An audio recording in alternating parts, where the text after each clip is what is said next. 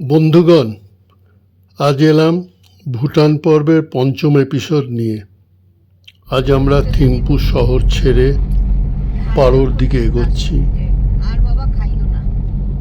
পারোতে আমাদের প্রোগ্রাম অনুযায়ী 2 রাত্রি থাকব এবং ওখানকার দর্শনীয় কয়েকটা স্থান আমরা দেখব। কিন্তু প্রথমেই যেটা লোভ সামলাতে পারি না, এই ভুটানের এত পরিষ্কার পরিচ্ছন্ন, এত সুন্দর রাস্তা, সেই ভিডিওটা না শেয়ার করলেই নয়। রাস্তায় যেতে যেতেই আমাদের গাড়ি দাঁড়ালো, বলল এটা পারোচু নদী। রাস্তার ধারেই নেমে পড়লাম সবাই। যেমন রাস্তা পরিষ্কার স্বচ্ছ, সেরকম জল কিছুটা বোধহয় ভিডিওতে দেখাতে পাচ্ছি। একদম স্বচ্ছ জল, নিচের নুড়ি পাথরগুলো পর্যন্ত পরিষ্কার দেখা যাচ্ছে। আমরাও ঠিক সেইভাবেই নেমে সবাই কিছুক্ষণ ছবি তুললাম। সুন্দর দৃশ্য, ছবি তোলার লোভ তো আর সামলানো যায় না। এখান থেকে এবার বেরিয়ে আমরা চললাম পারো শহরের দিকে।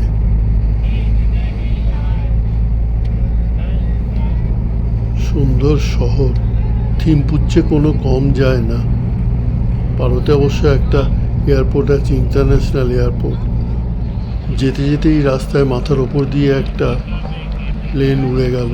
কীভাবে যে এই পাহাড়ের মাঝখানে নামে জানি না, খুব ভয় লাগে দেখলে।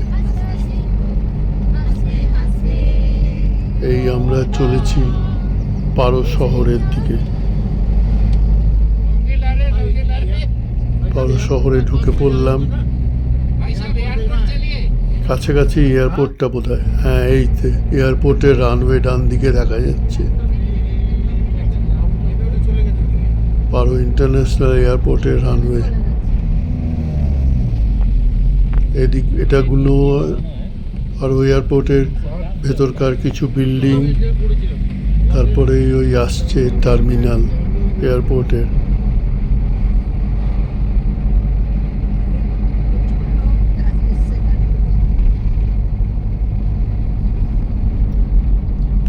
শহরে ঢুকেই আমরা প্রথম যাব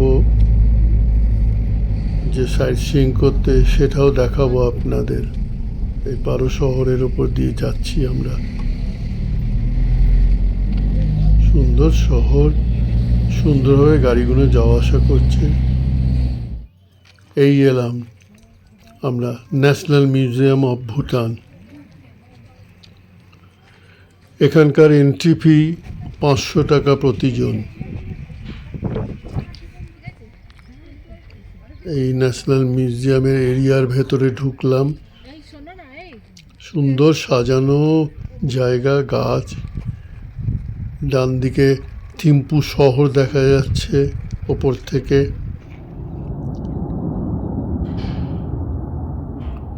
এই বাঁদিকে এয়ারপোর্ট, ওই যে একটা প্লেন তার রানওয়ে দিয়ে ছুটে চলেছে, টেক অফ করবে। এবার আমরা মিউজিয়ামের ভেতরে এলাম। বুদ্ধের কত রকম রূপের মূর্তি।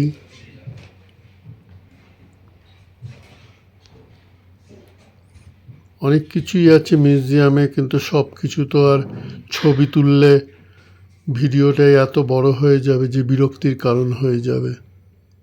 তাও কিছু কিছু তুলে আপনাদের দেখাচ্ছি। সে সময়কার পোশাক আশাক, এই কিছু কয়েন, পুরনো দিনের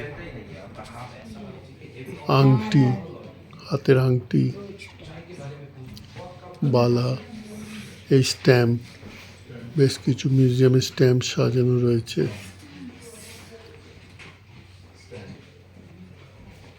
সৈন্যদের যুদ্ধের সব অস্ত্র, পোশাক সব ডিসপ্লে করেছে। এবার আমরা এসছি খিচু লাফাং মনেস্ট্রি। এটা বলে যে 7th সেঞ্চুরিতে নাকি এটা তৈরি হয়েছিল। এটা তো একটা এন্ট্রি ফি আছে 500 টাকা করে। এটার ভেতরে বেশ সুন্দর সাজানো বাগান।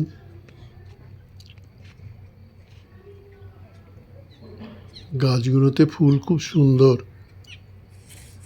এই সেই মনস্ট্রি, বহু পুরনো মনস্ট্রি।